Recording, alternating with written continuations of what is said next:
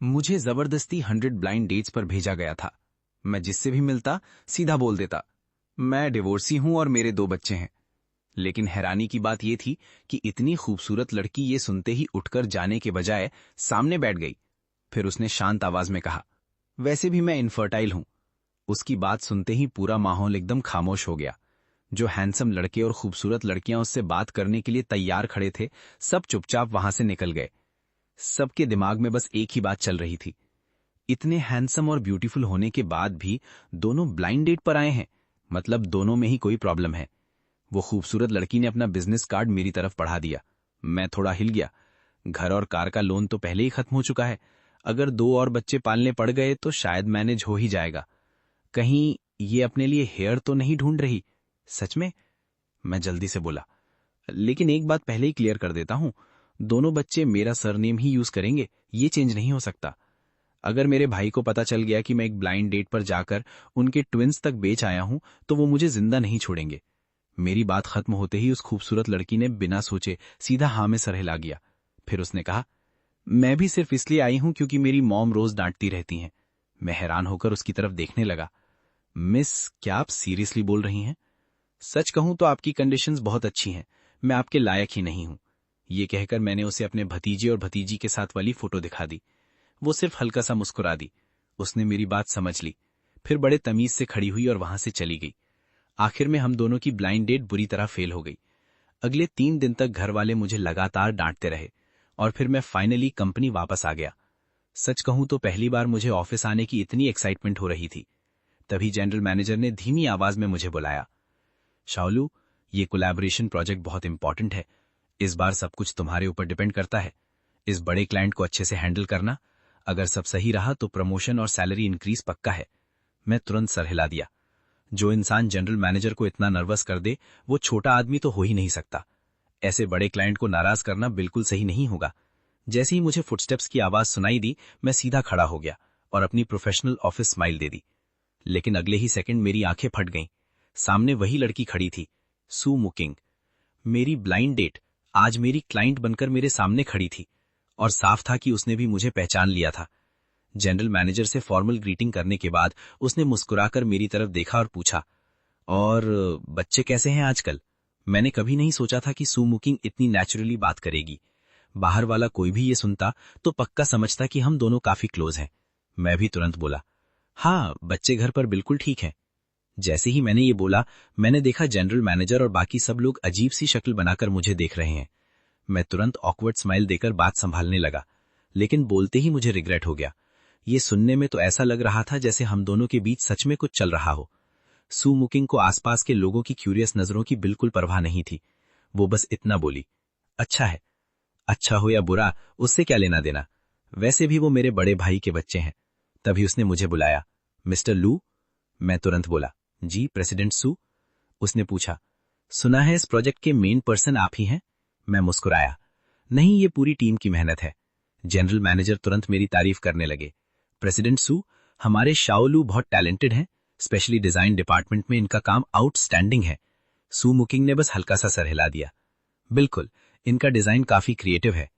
मुझे मानना पड़ेगा, इतनी कम एज में इतनी बड़ी पोजीशन तक पहुंचना कोई आसान बात नहीं होती। कम से कम दूसरों की इज्जत रखना तो उसे अच्छी तरह आता था। लेकिन मुझे जल्द ही समझ आ गया कि बड़े क्लाइंट सच में बहुत डिमांडिंग होते हैं। सिर्फ उसके कुछ सजेशंस की वजह से मुझे पूरी रात जागकर प्रोजेक्ट मॉडिफाई करना पड़ा।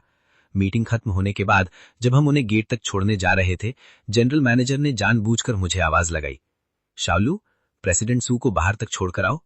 प्रोजेक्ट का एक्स्ट्रा वर्कलोड याद आते ही मेरी स्माइल गायब हो गई, चाहे सामने इतनी ब्यूटीफुल वुमन ही क्यों ना खड़ी हो। सू मुकिंग की सेक्रेटरी कार लेने चली गई। हम दोनों कुछ दूर खड़े थे। अचानक माहौल इतना ऑकवर्ड हो गया कि सांस लेना भी मुश्किल लग रहा था। आखिर वो इम्पोर्टेंट क्लाइंट थी। मैंने हल्का सा खांस कर साइलेंस तोड़ दिया। सू मुकिंग ने मेरी तरफ देखते हुए भौं चढ़ा दी। मैं बोला, प्रेसिडेंट सू कैसी हैं आजकल? वो बोली, मैं ठीक हूं, लेकिन आपका फेस काफी टायर्ड लग रहा है। मैं अंदर ही अंदर सोचा, मैं टायर्ड ना लगूं तो और क्या लगूं। मीटिंग रूम में जो हाल मेरा तुमने किया है। मैं कुछ बोलने ही वाला था कि सू मुकिंग जैसे अचानक कुछ समझ गई। वो बोली, सिंगल फादर बनना काफी मुश्किल होता होगा। उस वक्त मुझे पक्का यकीन हो गया था कि मेरी और सू मुकिंग की फ्रीक्वेंसी बिल्कुल अलग चल रही है। फिर उसने पूछा, लगता है आपके कोलीग्स को बच्चों के बारे में नहीं पता। मैंने चुपके से जनरल मैनेजर की तरफ हेल्प के लिए देखा। ब्लाइंड डेट के वक्त जो मैंने अपने नेफ्यू और नेफीज की फोटो दिखाकर झूठ बोला था, उसके बारे में ऑब्वियसली किसी को नहीं पता था। लेकिन अब बात इतनी आगे बढ़ चुकी थी कि मेरे पास सच बताने के अलावा कोई ऑप्शन नहीं था। मैं बोला, नॉर्मली मेरे पेरेंट्स ही उन दोनों का ख्याल रखते हैं, रोज उन्हें बाहर घुमाने ले जाते हैं और साथ ही मुझे शादी करने के लिए भी प्रेशर देते रहते हैं। सू मुकिंग ने हल्का सा सिर हिला दिया। एक आदमी के लिए 2 बच्चों को संभालना सच में आसान नहीं होता। उसकी बात सुनकर मैं थोड़ा हैरान होकर उसकी तरफ देखने लगा। ये औरत बस बच्चा पैदा नहीं कर सकती, वरना उसके पीछे लाइन लग जाती। सच में कितना अफसोस की बात है। एक पल के लिए मुझे सू मुकिंग बहुत अकेली और बेचारी सी लगी, लेकिन अगले ही सेकंड मेरी सारी सिंपैथी उड़ गई, क्योंकि उसी वक्त उसकी पॉर्श धीरे धीरे हमारे सामने आकर रुक गई और मुझे याद आ गया, एक सैलरी वाले आदमी को सबसे पहले खुद पर तरस खाना चाहिए। कार में बैठने से पहले सू मुकिंग ने मुड़कर कहा, मॉडिफाइड प्रपोजल के लिए पहले ही थैंक यू। अगर कांटेक्ट करना हो तो। मैं मुस्कुराकर बोला, जी प्रेसिडेंट सू। वो बोली, मेरा नंबर उस बिजनेस कार्ड पर लिखा है जो ब्लाइंड डेट वाले दिन दिया था। मेरी स्माइल और भी ऑकवर्ड हो गई। ब्लाइंड डेट फेल हो जाए तो उसका बिजनेस कार्ड कौन संभाल कर रखता है। बस उसकी इसी एक बात की वजह से उस रात मैं आधी रात तक अपने सारे कपड़े उलट पुलट करता रहा। तब जाकर मुझे वो पुराना सा मुरझाया हुआ बिजनेस कार्ड मिला। उस पर लिखा था सू मुकिंग। मैं गहरी सांस लेकर आखिर उससे फ्रेंड रिक्वेस्ट भेज ही दी। लगातार 1 हफ्ते तक ओवरटाइम करने के बाद फाइनली सू मुकिंग ने मेरा प्रपोजल अप्रूव कर दिया। जनरल मैनेजर मुझे बड़ी सिंपैथी से देखते हुए बोले, शाओलू, मुझे तो लगा था तुम्हारा और प्रेसिडेंट सू का कुछ चल रहा है। लगता है मैं ही ज्यादा सोच बैठा था। लगता है जो अफवाह है कि प्रेसिडेंट सू को मर्दों से नफरत है, वो सच ही है। हमारे हैंडसम शाओलू का ये हाल कर दिया उसने। मैं 1 सेकंड रुककर बोला, सर वैसे बोनस का क्या हुआ?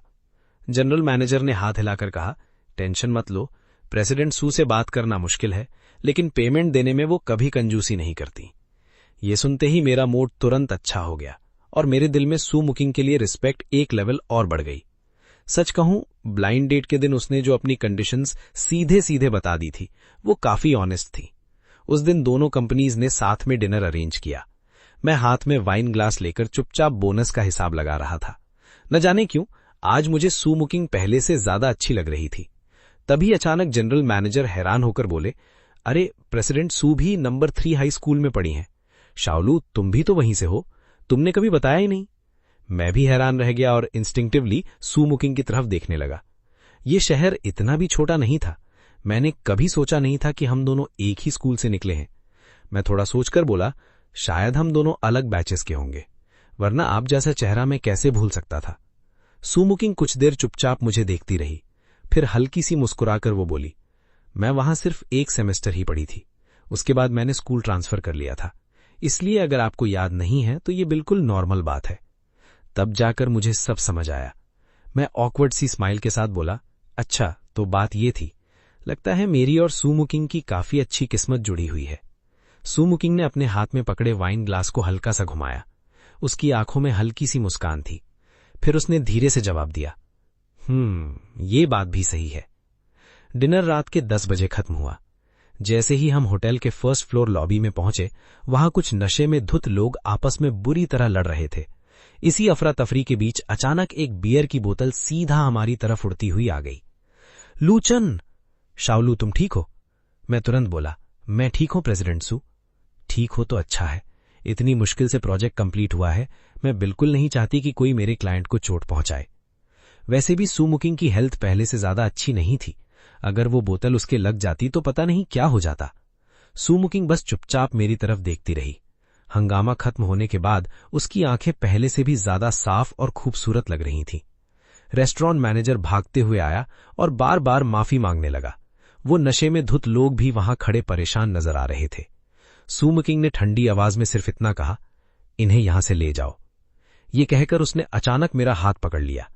तब जाकर मुझे पता चला कि मेरी इंडेक्स फिंगर पर लकड़ी का एक छोटा सा कांटा लग गया था और हल्का सा खून निकल रहा था। जख्म इतना छोटा था कि मुझे खुद भी पता नहीं चला था, लेकिन उसने देख लिया। मैं खुशी खुशी दूसरी पार्टी से कॉम्पनसेशन एक्सेप्ट कर रहा था। तब सू मुकिंग बोली, मैं तुम्हें घर छोड़ देती हूं। जनरल मैनेजर और बाकी सब लोग एक दूसरे की तरफ देखकर मुस्कुराए और हमें पहले ही कार तक छोड़ आए। रास्ते में एक मेडिकल स्टोर के सामने गाड़ी रुकी। सुमुकिंग नीचे उतरकर बैंडेड का एक पैकेट ले आई। उसने कहा, हाथ दो। मैं चुपचाप अपना हाथ उसकी तरफ बढ़ा दिया और मजाक करते हुए बोला, प्रेसिडेंट सू, आप इतनी फॉर्मल क्यों हो रही हैं? थोड़ी देर और हो जाती तो ये चोट खुद ही ठीक हो जाती। सुमुकिंग ने कोई जवाब नहीं दिया। वो सिर झुकाकर बड़े ध्यान से मेरी फिंगर पर बैंडेड लगाने लगी। कार के अंदर हल्की सी रोशनी थी। उस रोशनी में उसका चेहरा रोज से कहीं ज्यादा नरम लग रहा था। उसकी उंगलियां गलती से मेरी स्किन को हल्का सा छू गईं और मेरी उंगलियों में एक अजीब सी करंट जैसी फीलिंग दौड़ गई। मेरी सांसें अचानक तेज हो गई। बैंडेड लगाने के बाद उसने धीरे से मेरी तरफ देखा। हम दोनों इतने पास थे कि मुझे उसके बालों की हल्की सी खुशबू तक महसूस हो रही थी। मेरा गला खुद ही सूखने लगा। सांस भी बिना वजह तेज चलने लगी। मैं जल्दी से बोला, सच में मैं बिल्कुल ठीक हूं। वो सिर्फ इतना बोली, मुझे पता है। उसकी ये सिर्फ 3 शब्द जैसे मेरे दिल में एक पत्थर गिर गया हो, और उसकी लहरें बहुत देर तक शांत ही नहीं हुई। मैं तुरंत अपना हाथ वापस खींच लिया। उस पल मेरा दिल इतनी जोर से धड़क रहा था कि मुझे खुद उसकी आवाज सुनाई दे रही थी। ये औरत सच में बहुत डेंजरस थी, लेकिन सुमुकिंग हमेशा की तरह बिल्कुल काम थी। बस पूरे रास्ते उसने गाड़ी पहले से काफी धीरे चलाई। जब मैं कार से उतरने लगा तो मैंने पीछे मुड़कर देखने की हिम्मत ही नहीं की। मुझे डर था कहीं वो मेरे लाल होते कान न देख ले। जैसे ही मैं घर के अंदर घुसा, मेरा रूममेट ली हुई बिल्कुल उस कुत्ते की तरह मेरे पास दौड़कर आ गया जैसे मीट की स्मेल आ गई हो। उसकी आंखें चमक रही थी। डैम पोर्श, लूचेन, कमाल कर दिया तूने। कोई रिच शुगर मॉमी मिल गई क्या? मुझे भी इंट्रोड्यूस करा दे। मैंने उसका चेहरा धक्का देकर साइड कर दिया। तब मेरी नजर अपने हाथ पर लगी बैंडेड पर पड़ी। वो ब्राइट येलो स्पंजबॉब वाली बैंडेड थी। कितनी भी देखो बहुत क्यूट लग रही थी। मेरे दिमाग में फिर से वही सीन चलने लगा जब सुमुकिंग सिर झुकाकर बड़े प्यार से मेरी फिंगर पर बैंडेड लगा रही थी। मैं उसे उतारने ही वाला था, लेकिन मेरा हाथ हवा में ही रुक गया। छोड़ो, स्पंजबॉब का क्या कसूर है? मैं ऑकवर्ड सा खांसा और आखिर में उसे उतारने की हिम्मत ही नहीं हुई। उल्टा उसे और अच्छी तरह से सीधा कर दिया। प्रोजेक्ट ऑफिशियली खत्म हो गया। बोनस भी अकाउंट में आ गया। सिर्फ अकाउंट बैलेंस देखकर ही मूड अच्छा हो गया। मुझे अचानक लगा सुमुकिंग थोड़ी ठंडी जरूर है, लेकिन बाकी हर चीज में बिल्कुल परफेक्ट है।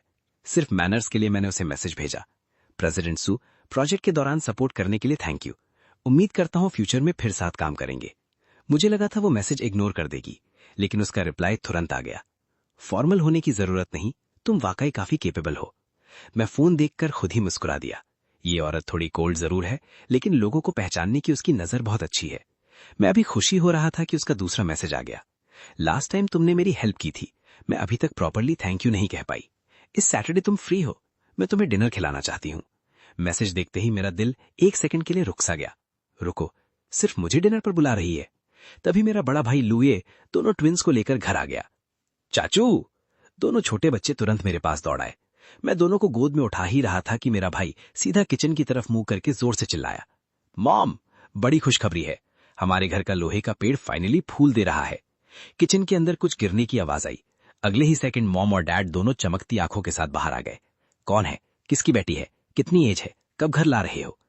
मैं अभी मना ही करने वाला था, लेकिन मेरा भाई और आग लगा गया। सच बता, नहीं तो पिछली बार वाली लड़की की छोटी बहन से तेरी सेटिंग करा देता हूं। मेरा दिमाग गर्म हो गया और बिना सोचे मुंह से निकल गया, जरूरत नहीं, मेरी ऑलरेडी एक पार्टनर है, पिछली ब्लाइंड डेट वाली लड़की। वैसे भी सुमुकिंग से बात करना ऑलमोस्ट ब्लाइंड डेट जैसा ही लगता था।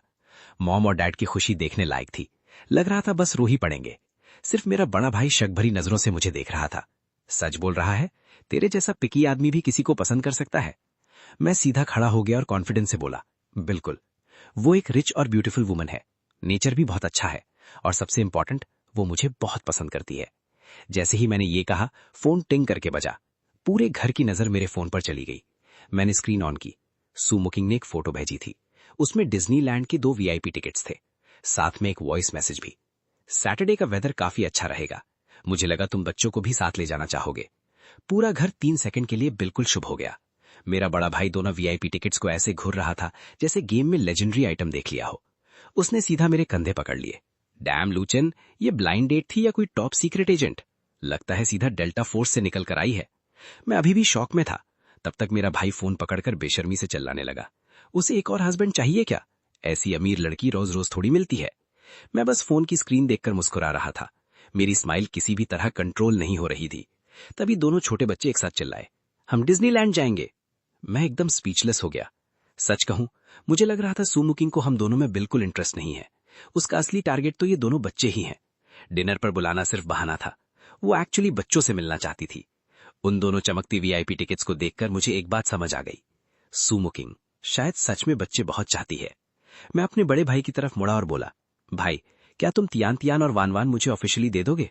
मेरे भाई ने बिना सोचे जवाब दिया, निकल यहां से। मैंने अफसोस भरी सांस ली। कितना अफसोस है, सुमुकिंग इतनी अमीर है, ऐसी इनहेरिटेंस का चांस सीधा हाथ से निकल गया। आखिर मुझे मजबूरी में उसका इनविटेशन मना करना पड़ा। इस वीकेंड दोनों बच्चों की हॉबी क्लासेस हैं, इसलिए शायद हम नहीं आ पाएंगे। थैंक यू प्रेसिडेंट सू। थोड़ी देर बाद सुमुकिंग का रिप्लाई आया, कोई बात नहीं। मैं स्क्रीन पर लिखे उस छोटे से मैसेज को घूरता रहा। पता नहीं क्यों मेरे हाथों में हल्का सा पसीना आ गया। फिर उसका एक और मैसेज आया, तो फिर सिर्फ हम दोनों चलते हैं। सिर्फ हम दोनों? मैं अभी ओवरथिंक करना शुरू ही कर रहा था कि सुमुकिंग ने एक और मैसेज भेज दिया, ये एक इंपॉर्टेंट क्लाइंट का ऑर्डर है, तो मना तो नहीं करोगे, राइट? मैं जानबूझकर व्हाइट हुडी पहनकर गया था ताकि थोड़ा यंग लगूं। कम से कम मेरे और इस फीमेल सीईओ के एज गैप का फील थोड़ा कम हो। मैंने सोचा था हम डिज्नीलैंड जाएंगे, लेकिन सपने में भी नहीं सोचा था कि सुमुकिंग, जो नॉर्मली इतनी एलिगेंट और क्लासी रहती है, अपनी पोर्शे चलाकर सीधा एक शोर शराबे वाले गेम आर्केड के सामने गाड़ी रोक देगी। आज सुमुकिंग ऑफिस वाले फॉर्मल कपड़ों में नहीं थी। उसने क्रीम वाइट वुलन ड्रेस पहनी हुई थी, ऊपर से एक लूज डेनिम जैकेट। उसका रोज का शार्प और पावरफुल ऑरा आज काफी सॉफ्ट लग रहा था, बिल्कुल किसी कॉलेज से निकलती हुई लड़की जैसी। बस जैसे ही वो आर्केड के अंदर गई, वो वहां बिल्कुल आउट ऑफ प्लेस लगने लगी। डांस मशीन, रेसिंग गेम्स, हर तरफ फ्लैशिंग लाइट्स। सुमुकिंग उन सबको देखकर थोड़ी कंफ्यूज सी हो गई। फिर धीरे से बोली, बचपन में मेरे घर वाले बहुत स्ट्रिक्ट थे, या तो एडवांस्ड मैथ्स या पियानो। मैं कभी ऐसी जगह नहीं आई। वो सीधा टोकन काउंटर पर गई, क्यूआर स्कैन करके एक बड़ा सा बकेट भरकर गेम कॉइन्स ले आई। उसने आधे कॉइन्स मेरे हाथ में रख दिए। उसकी आंखें एक्साइटमेंट से चमक रही थी। मुझे सिखाओ। उसकी एक्सप्रेशन देखकर मुझे सब समझ आ गया। मेरा बेकार का प्रोटेक्टिव इंस्टिंक्ट तुरंत एक्टिवेट हो गया। मैं चेस्ट फुलाकर बोला, नो प्रॉब्लम प्रेसिडेंट सू, आज बस मेरे पीछे पीछे चलिए। मैं बड़े कॉन्फिडेंस से बोला, सबसे पहले डबल बाइक रेसिंग। आप यहां बैठिए, ये एक्सेलरेटर है, और टर्न लेते वक्त बॉडी को बाइक के साथ लीन करना। मैं उसके बगल वाली बाइक पर बैठ गया, बहुत कूल बनने की एक्टिंग कर रहा था। तभी सुमुकिंग मेरी तरफ देखकर बोली, लूचन, एक बेट लगाएं। मैंने बोला, किस बात की? वो मुस्कुराकर बोली, जो हारेगा उसे विनर की एक विश बिना कंडीशन माननी होगी, कोई एक्सक्यूज नहीं चलेगा। मैं भी मुस्कुरा दिया। प्रेसिडेंट सू, हार गई तो रोना मत। 3 मिनट बाद मैं स्क्रीन पर बड़े बड़े लेटर्स में लिखा हुआ देख रहा था, लॉस्ट। मैं पूरी तरह चुप हो गया। सुमुकिंग मेरी तरफ देखकर हल्की सी मुस्कुराई। लगता है ड्राइविंग स्किल्स में तो मुझसे कम हो। मैं तुरंत बोला, मैं जानबूझकर हार गया था। वो हल्की सी मेरी तरफ झुकी। उसकी गर्म सांस मेरे कान के पास महसूस हुई। बेट हार गए हो, अब पनिशमेंट एक्सेप्ट करना पड़ेगा। मेरे आधे बॉडी में करंट सा दौड़ गया, लेकिन असली बेइज्जती तो अभी बाकी थी। हम शूटिंग जोन में गए। मैंने सोचा, चलो यहां अपनी रिस्पेक्ट वापस ले आता हूं। मैंने बोला, ये गन थोड़ी हैवी होती है, रिकॉइल भी काफी होता है। प्रेसिडेंट सू, ऐसे पकड़ना पड़ता है। मैं उसका हाथ पकड़कर सिखाने ही वाला था, लेकिन उसने एक ही हाथ से गन उठा ली। उसने हल्की सी आंखें सिकोड़ी और उसका पूरा ऑरा 1 सेकंड में बदल गया। अब वो बिल्कुल लेजी नहीं लग रही थी, बिल्कुल किसी प्रोफेशनल शूटर की तरह। उसने प्रॉपरली एम भी नहीं किया। स्क्रीन पर ज़ॉम्बीज एक एक करके गिरने लगे। Combo, combo, combo. उसकी मूवमेंट्स इतनी स्मूथ थी जैसे पानी बह रहा हो, कूल भी और डेंजरस भी। आर्केड का हाई स्कोर उसने वहीं तोड़ दिया। आसपास खड़े छोटे बच्चे शौक में देखते रह गए। एक बच्चे का लॉलीपॉप तक मुंह से गिर गया। वो जोर से बोला, वाओ, दीदी स्पेशल एजेंट है क्या? कितनी कूल है। मेरे दिमाग में सिर्फ एक ही बात चल रही थी। भाई सही बोल रहा था, ये औरत शायद सच में डेल्टा फोर्स से आई है। सू मुकिंग ने गन नीचे रखी, फिर मेरी तरफ मुड़कर बोली, और क्या खेलोगे? अभी तक जो मेरी ईगो बची थी वो भी खत्म हो चुकी थी, लेकिन उसकी आंखों में एक्साइटमेंट चमक रही थी, बिल्कुल किसी छोटे बच्चे की तरह जो चॉकलेट मिलने का वेट कर रहा हो। उसे देखकर सच में स्ट्रेस कम हो रहा था। मैं अपनी लास्ट बची हुई मेल ईगो बचाते हुए बोला, चलो क्लॉ मशीन खेलते हैं, इसमें सब लक होता है। मुझे नहीं लगता तुम यहां चीट कर पाओगी। हम क्लॉ मशीन के पास गए। मैं स्लीव्स फोल्ड करके पूरी कंसंट्रेशन के साथ गेम खेलने लगा। सू मुकिंग बस चुपचाप मेरे पास खड़ी देख रही थी। पहली बार मिस, दूसरी बार टॉय पकड़ा लेकिन आधे रास्ते गिर गया। 5 मिनट बाद प्राइज बॉक्स अभी भी खाली था और मेरी ठंडे पसीने छूट रहे थे। सू मुकिंग ने मेरा मजाक नहीं उड़ाया, उल्टा उसने एक बोतल निकाली, कैप खोला और सीधा मेरी तरफ बढ़ा दी। मैंने बिना सोचे झुककर एक सिप पी लिया। अगले ही सेकंड मुझे याद आया, ये बोतल तो वो खुद पी रही थी। इनडायरेक्ट किस। मेरा चेहरा तुरंत टमाटर जैसा लाल हो गया, लेकिन सू मुकिंग बिल्कुल नॉर्मल थी। वो सिर्फ बोली, अब मैं ट्राई करती हूं। उसने जॉयस्टिक पकड़ी, उसकी आंखें सिर्फ मशीन पर थीं। क्लॉ नीचे गया और बिना किसी सस्पेंस के सीधा पिंक लेपर्ड टॉय बाहर आ गया। फिर दूसरा, फिर तीसरा, फिर चौथा। लग रहा था जैसे वो टॉय नहीं, शॉपिंग कर रही हो। थोड़ी ही देर में आधी मशीन खाली हो गई। आसपास के लोग तालियां बजाने लगे। सू मुकिंग नीचे झुकी, सबसे बड़ा पिंक लेपर्ड उठाया। मैं सोच रहा था वो उसे अपने बैग में रखेगी, लेकिन वो सीधा मेरी तरफ चलकर आ गई, इतनी पास जैसे ऑलमोस्ट मेरे से टकरा ही गई हो। उसने पिंक लेपर्ड मेरे हाथ में रख दिया। हाइट का डिफरेंस होने की वजह से वो हल्की सी पैलों के अंगूठों पर खड़ी हुई और बहुत नेचुरली मेरा उलझा हुआ फ्रिंज ठीक कर दिया। गेम खेलते वक्त बाल पूरे उलझ गए। उसकी ठंडी उंगली जैसे ही मेरी फोरहेड को छुई, मुझे लगा मेरा दिल धड़कना ही भूल जाएगा। वो हल्की सी मुस्कुराकर बोली, मिस्टर लू, अगर तुम्हारी लक वीक भी है तो कोई बात नहीं, मेरे पास स्किल है। आगे से जितने टॉयज चाहिए मैं तुम्हारे लिए सब जीत दूंगी। उसकी आवाज में हल्का सा प्यार था, बहुत हल्का, लेकिन महसूस हो रहा था। इस बार आसपास खड़ी लड़कियां जोर जोर से चिल्लाने लगीं और मेरा चेहरा पूरा लाल हो गया। मैं पिंक लेपर्ड को पकड़कर बस वहीं खड़ा रह गया, बिल्कुल ब्लैंक। ये स्क्रिप्ट उल्टा चल रहा है क्या? गेम मार्केट से बाहर निकलने के बाद सू मुकिंग बोली, मुझे भूख लगी है, और सीधा मुझे ड्रीम टावर ले गई। 66th फ्लोर का रिवॉल्विंग रेस्टोरेंट, जहां एक डिनर का बिल देखकर ही आदमी बेहोश हो जाए और रिजर्वेशन 1 महीने पहले करनी पड़ती है। क्लियरली वो यहां की वीआईपी थी। लिफ्ट धीरे धीरे ऊपर जा रही थी। 28th फ्लोर पर लिफ्ट का डोर खुला और मेरी बडलक, वहीं मेरा कॉलेज क्लास मॉनिटर फैंग वेनवेन मिल गई। उसके साथ उसका बॉयफ्रेंड नहीं था। आज वो काफी ओवरड्रेस थी। मुझे देखते ही 1 सेकंड के लिए रुक गई, फिर उसके एक्सप्रेशन अजीब हो गए।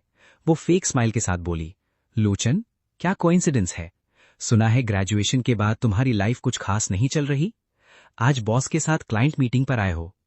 मैं जवाब देने ही वाला था, लेकिन उसने एक और तीर छोड़ दिया। वैसे मेरा अभी अभी ली चिंग से ब्रेकअप हुआ है। आज जिस लड़के के साथ डिनर था वो भी नहीं आया। अगर तुम फ्री हो तो। वो अपनी बात पूरी भी नहीं कर पाई थी। तभी सू मुकिंग, जो अब तक चुप थी, अचानक आगे बढ़ी। वो सीधा मेरी साइड आई और बिना कुछ सोचे मेरा हाथ पकड़कर अपनी बाहों में ले लिया।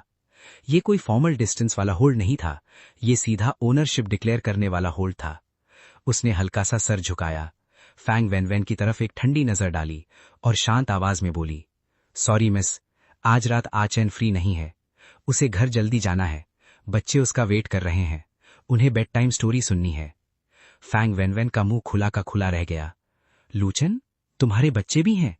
सू मुकिंग ने बिल्कुल काम होकर सर हिला दिया, फिर मेरी तरफ देखा और उसकी आंखों की ठंडक 1 सेकंड में पिघल गई। सच कहूं तो इस एक्टिंग के लिए ऑस्कर भी कम था। वो हल्की सी मुस्कुराकर बोली, हाँ, एक क्यूट सा ट्विन बॉय और गर्ल बिल्कुल अपने पापा पर गए हैं। स्पेशली उनकी आंखें बिल्कुल आचैन जैसी हैं। अगली बार बच्चों को इतनी देर तक वेट मत करवाना। मैं बस वहीं जम सा गया, सिर्फ ऑकवर्ड तरीके से सर हिलाकर उसका साथ दे दिया। जैसे ही लिफ्ट का डोर खुला, सू मुकिंग ने मेरा हाथ पकड़ा और बिल्कुल नेचुरल तरीके से मेरे साथ बाहर निकल गई। पीछे सिर्फ फैंग वेनवेन खड़ी रह गई, पूरे शॉक में। विंडो सीट पर बैठने के बाद भी बाहर की लाइट्स देखते हुए मेरा दिमाग अभी तक हैंग था। ये औरत झूठ बोलते वक्त आंख भी नहीं झपकती क्या? मैं हल्की सी खांसी लेकर बोला, प्रेसिडेंट सू, आज आपने एक्टिंग थोड़ी ज्यादा नहीं कर दी? सू मुकिंग बड़े आराम से स्टेक कट करते हुए बोली, मैंने बस तुम्हारी बेकार वाली एडमायरर को रोक दिया। उसके लिए थैंक यू बोलने के बजाय तुम मुझसे हिसाब करोगे? फिर वो हल्की सी मुस्कुराकर बोली, बस उन 2 बच्चों पर थोड़ा तरस आया जो एग्जिस्ट ही नहीं करते। ये कहकर उसने अपनी प्लेट का नीटली कट किया हुआ स्टेक मेरी तरफ कर दिया और अपनी प्लेट अपनी तरफ खींच ली। उसकी ये मूवमेंट इतनी नेचुरल थी जैसे हम सालों से साथ रहने वाले हस्बैंड वाइफ हों। मेरा दिल फिर से तेज धड़कने लगा। शर्म छुपाने के लिए मैंने वो सवाल पूछ ही लिया जो काफी दिनों से मेरे दिल में अटका हुआ था। प्रेसिडेंट सू, आपके प्रोफाइल पिक्चर पर जो कैलीग्राफी है वो किसने लिखी थी? सू मुकिंग 1 सेकंड के लिए रुक गई। उसने नाइफ और फोक टेबल पर रख दिए, फिर बहुत ही हल्की और सॉफ्ट आवाज में बोली, एक लड़के ने, जिसे मैंने बहुत सालों तक सीक्रेटली पसंद किया था। उस वक्त हम दोनों बहुत छोटे थे। मैं कभी अपनी फीलिंग्स बता ही नहीं पाई और इसी वजह से उसे खो दिया। मेरा दिल आधा वहीं टूट गया, जैसे किसी ने सर से लेकर पैर तक बर्फ का पानी डाल दिया हो। अभी तक जो हल्का सा स्वीट फीलिंग थी वो तुरंत कड़वाहट में बदल गई। तो उसके दिल में पहले से ही कोई था। मैं उस प्रोफाइल वाले लू चैन कैरेक्टर को याद करने लगा। उसकी राइटिंग बोल्ड और स्टाइलिश थी, बिल्कुल किसी लड़के की हैंडराइटिंग लग रही थी। लेकिन एक सेकंड, ये राइटिंग इतनी फैमिलियर क्यों लग रही है? हाई स्कूल में कूल दिखने के चक्कर में मैं भी इसी स्टाइल की सिग्नेचर प्रैक्टिस करता था, लगभग बिल्कुल इसी तरह। लेकिन मैंने ज्यादा सोचना ठीक नहीं समझा। बस दिल के अंदर अजीब सी चुभन महसूस होने लगी। उसका वो व्हाइट मूनलाइट अब सिर्फ उसके दिल का हिस्सा नहीं था, वो मेरे दिल में भी कांटा बन चुका था और मेरी बेकार सी वन साइडेड फीलिंग्स को वहीं खत्म कर गया। अगले कुछ दिन मैंने डिसाइड कर ही लिया, मैं सू मुकिंग से दूर ही रहूंगा। मेरे जैसे सिर्फ थोड़ा हैंडसम इंसान की क्या औकात उसके इतने सालों पुराने प्यार के सामने। लेकिन जिस चीज से जितना भागो वही सबसे पहले सामने आ जाती है। वीकेंड पर मैं इंपोर्टेड सुपरमार्केट गया था, भाई के दोनों बच्चों के लिए स्नैक्स और टॉयज लेने। बस एक कॉर्नर टर्न किया ही था कि सामने सू मुकिंग खड़ी थी। वो शॉपिंग कार्ट धकेल रही थी, बिल्कुल सीरियसली डेली यूज की चीजें चूज कर रही थी। मुझे देखते ही बोली, कितना कोइंसिडेंस है, बच्चों के लिए शॉपिंग। उसकी नजर मेरे हाथ में पकड़ी टॉय गन और सस्ते स्नैक्स के पैकेट्स पर पड़ी। मैं ऑकवर्ड सा सर हिला दिया। मैं चुपचाप निकलने ही वाला था कि उसने पीछे से आवाज लगाई, रुको। फिर उसने ऊपर वाले शेल्फ की तरफ इशारा किया, मेरे लिए वो बॉटल निकाल दोगे? मैंने ऊपर देखा, सबसे ऊपर रेड वाइन रखी हुई थी। हाई हील्स पहनने के बाद भी वो उस तक नहीं पहुंच पा रही थी। मैं मजबूरी में उसके पास गया। जैसे ही मैंने हाथ ऊपर बढ़ाया, हम दोनों बहुत क्लोज आ गए।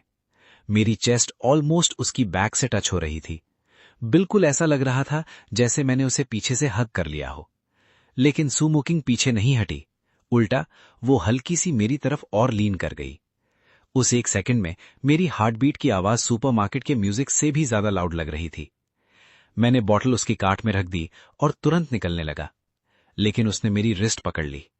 फिर ऑस्ट्रेलियन M9 बीफ का एक बॉक्स उठाया और सीधा मेरी गरीब सी शॉपिंग कार्ट में डाल दिया।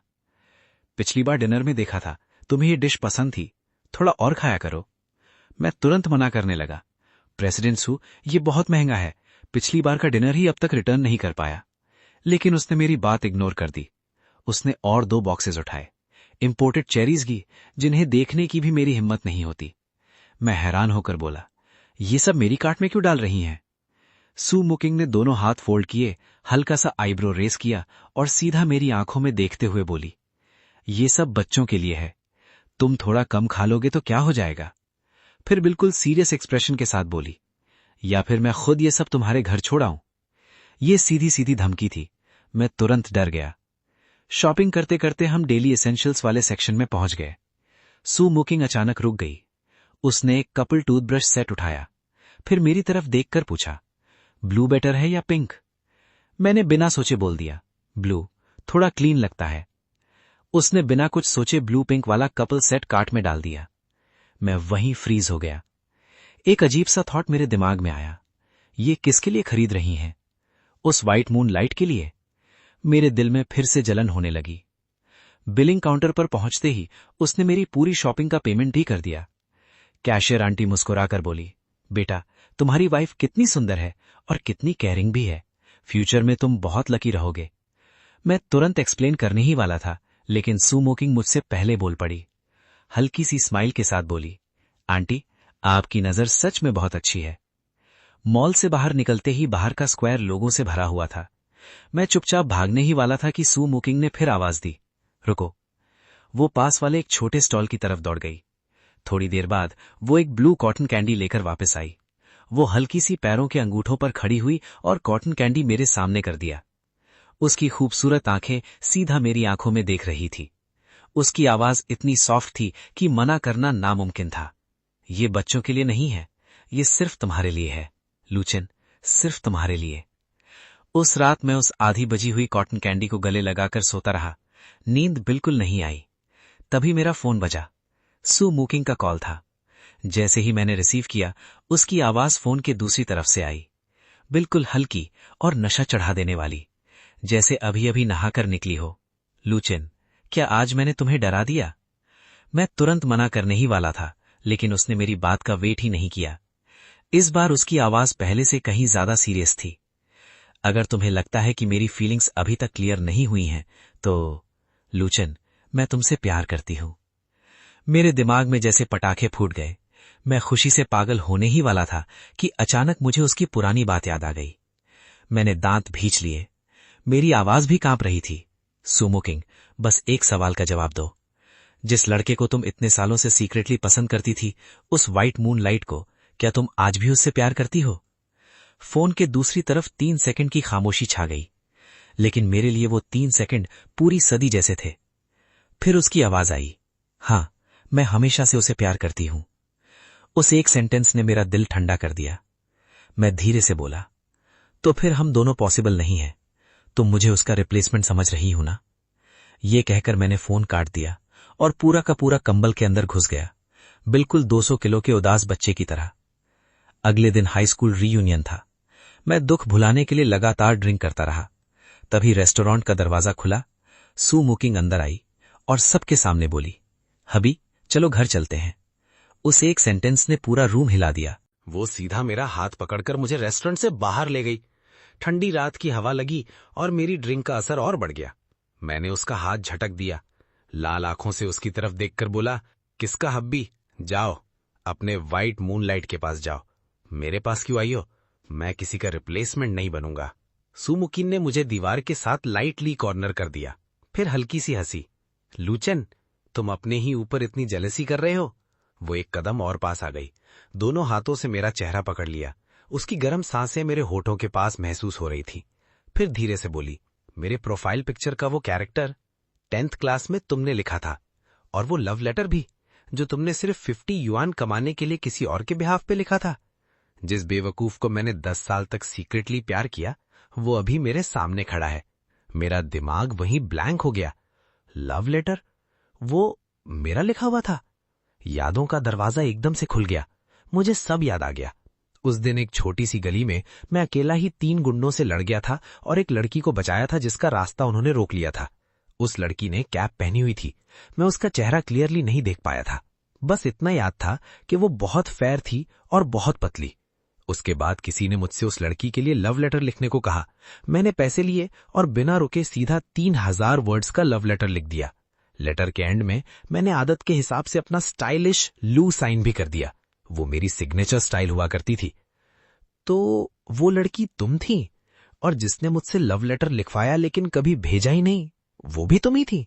सू मोकिंग हल्की सी मुस्कुराई। आखिर तुम्हें याद आ ही गया, लेकिन बहुत देर हो चुकी है। लूचन, तुम अपने ही ऊपर इतनी जेलसी कर रहे हो। लूचन, तुम मुझे 10 साल से पीछा कर रहे हो। इस बार तुम कहीं नहीं भाग सकते। अगले ही पल उसने सीधा मुझे किस कर लिया। ये सिर्फ एक हल्का सा किस नहीं था, इसमें थोड़ी सी नाराजगी थी और पूरे 10 साल की तड़प भी। मैंने भी इंस्टिंक्टिवली उसकी कमर पकड़ ली, उसे और पास खींच लिया और सिचुएशन को उल्टा कर दिया। अब मैं ही लीड कर रहा था। रोड के बीचों बीच इतने सारे लोगों के सामने हम दोनों इतनी देर तक किस करते रहे जैसे पूरी दुनिया में सिर्फ हम दोनों ही बचे हों। सांसों के बीच मैंने धीरे से कहा, मिस सू, इस बार तुम जीत गई। इस जिंदगी में मैं तुमसे कभी नहीं बच पाऊंगा। जब हम अभी भी एक दूसरे से अलग नहीं हो पा रहे थे, तभी अचानक मेरे भाई की कार की हेडलाइट्स ऑन हो गईं। दोनों छोटे ट्विन्स कार की विंडो से चिपककर हमें देख रहे थे। सारी मिसअंडरस्टैंडिंग वहीं खत्म हो गई। मुझे तब पता चला कि सुमुकीन को बहुत पहले से पता था कि वो दोनों बच्चे मेरे नहीं, मेरे भाई के हैं। वो सिर्फ उन दोनों को बहाना बनाकर मेरे करीब आना चाहती थी, और वैसे भी उसे बच्चे वैसे ही बहुत पसंद थे। शादी के कुछ टाइम बाद प्रेगनेंसी टेस्ट किट पर 2 लाल लाइंस देखते ही मैं एक्साइटमेंट में सुमुकीन को सीधा गोद में उठा लिया और लगातार 3 चक्कर घूम गया। मैं पापा बनने वाला हूं, मेरा अपना बेबी होगा। सुमुकीन ने अपनी बाहें मेरे गले के अराउंड डाल दी और बिल्कुल उस बिल्ली की तरह मुस्कुराई जिसने अभी अभी मछली चुरा ली हो। फिर हंसी के साथ बोली, अब तुम्हें अपने भाई से जेलस होने की जरूरत नहीं है। लूचन, तुम सच में बहुत अमेजिंग हो। मैंने अपना चेहरा उसकी गर्दन में छुपा लिया और थोड़ा एम्बैरेस्ड होते हुए बोला, उस वक्त जो लव लेटर लिखा था वो तो सिर्फ पैसे के लिए गोस्ट राइटिंग थी, उसकी कोई वैल्यू नहीं। लेकिन मैं अपनी पूरी जिंदगी लगाकर सिर्फ तुम्हारे लिए एक लव लेटर लिखूंगा। सुमुकीन ने धीरे से मेरे कान के पास किस किया। उसकी आवाज इतनी मीठी थी जैसे शहद टपक रहा हो। ठीक है मिस्टर लू, बस एक बात याद रखना, ये लव लेटर बहुत लंबा होगा और इसे पूरा लिखने के लिए हमें पूरी जिंदगी साथ रहना पड़ेगा।